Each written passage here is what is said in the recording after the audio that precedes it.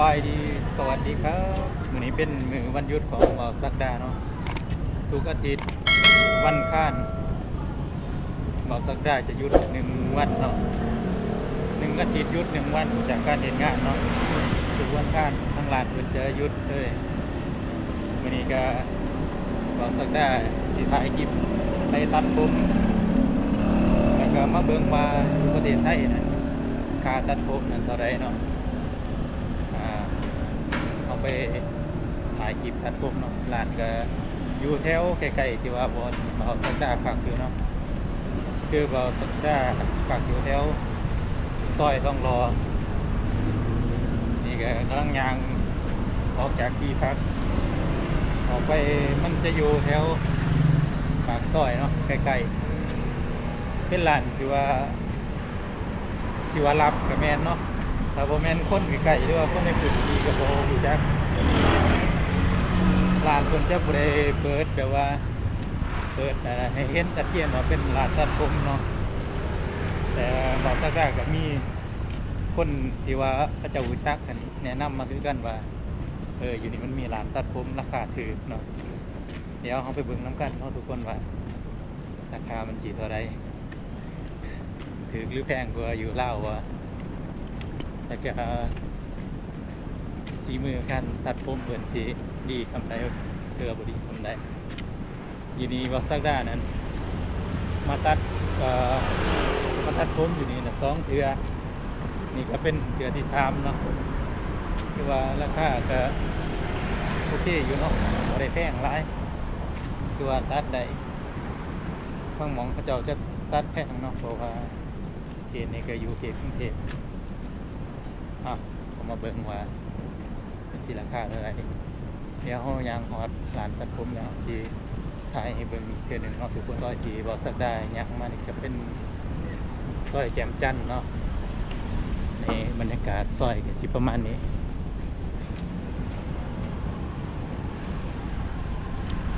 มื้อนี้มีหลายคลิปมาเลาะตัดผมอยู่แถวใกล้ๆนี่เนาะมาเบิ่งว่าร้านเพิ่นหันสิเปิดหรือบ่สิพาไปเบิ่งร้านที่ว่าเอามาตัดประมาณเดือนละเทื่อที่ว่าบ่สักดามาตัดผมตอนนี้ก็ผมค่อนข้างยาวเนาะมันเกินว่ายาวลุงลังมันบ่ค่อยงามแล้วเนาะผมก็สิหย่องๆเบิ่งทุกคนว่าร้านเพิ่นสิเปิดหรือบ่เนาะ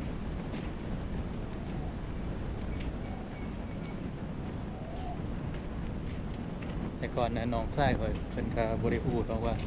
แถวนี้มีร้านตัดผมมาอยู่ก็โดนตื่นแล้วพอดีบ่าวสักดาก็ได้แนะนำน้องชายว่าเฮ้ยอยู่ใกล้ๆที่พักเฮาน่ะมีร้านตัดผมราคาก็บ่ได้แพงแต่ก่อนน่ะเพิ่นจะไปตัดอยู่แถวอันนั้นถนนเพชรบุรี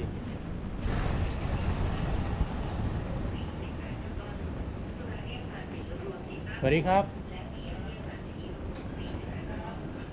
มาตัดผมครับมาหอนร้านนั้นเนาะ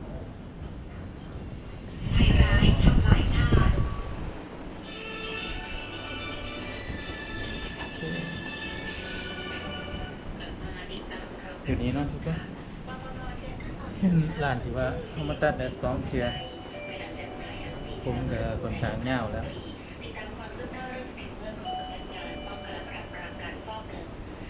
ร้านประจำน่าจะได้มาตัดอยู่นี่ประจำแล้วเนาะราคาก็บ่แพงปานใด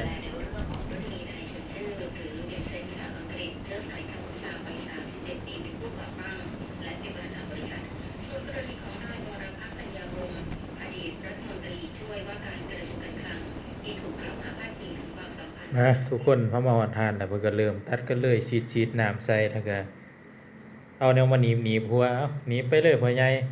เพิ่นก็ว่าอย่าติ้งเด้อครับอย่าติ้งเด้อครับเดี๋ยวพ่อใหญ่ตัดให้เพิ่นมาเริ่มจากทางหลังก่อนตัดแชดเพิ่นก็ใส่แบตเตอรี่ของเพิ่นตัดสายตัดขัวเนาะเขาก็นั่งบ่ปากบ่ติ้งเอา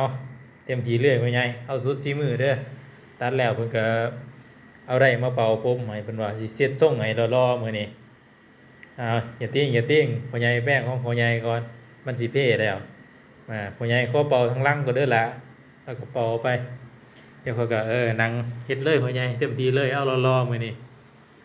ถือว่าเป็นมือพิเศษของข้อยเนาะมาตัดผม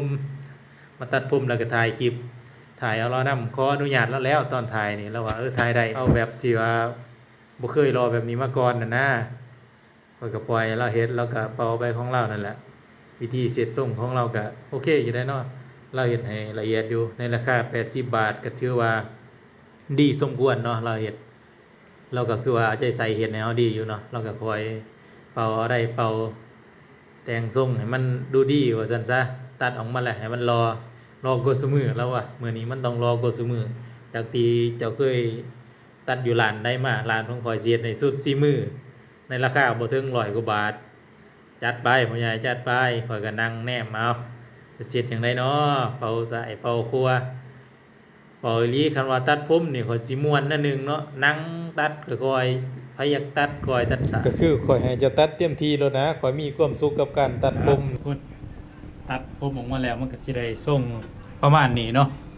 ในราคา80บาทถือว่าบ่แพงเนาะอยู่กรุงเทพทุกคนคิดว่าสมราคาอยู่บ่เนาะ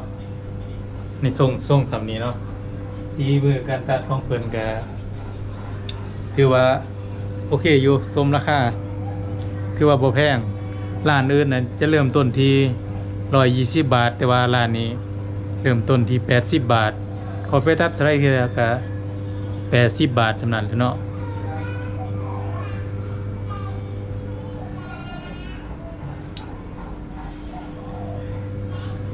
สำหรับจะฮู้เนาะว่าเขตที่ทุกคนอยู่นั่นราคาตัดผมนั่นเท่าไรเนาะอยู่แถวกรุงเทพสำหรับเขตที่ว่าเราสักได้อยู่ร้านนี้แม่น80บาทถือว่าบ่แพงคลิปนี้ก็ขอจบเพียงเท่านี้เนาะทุกคนเนาะถือว่าบ่มีหยังหลายก็มาลองถ่ายคลิปเบิ่งเพราะว่าบ่ได้ลงคลิปหลายมื้อก็เลยถ่ายคลิปมาตัดผมอยู่ไทยว่ามันเป็นอย่างไรราคาซำนี้แส่ได้อยู่บ่หรือว่าทุกคนมีร้านที่ว่าราคาถือกว่านี้บ่ลองแนะนำกันมาเบิ่งเนาะในเขตแถวซอยทองหล่อเอกมัยแถวนี้เนาะขอบใจเด้อทุกคนที่เข้ามาเบิ่งคลิปนี้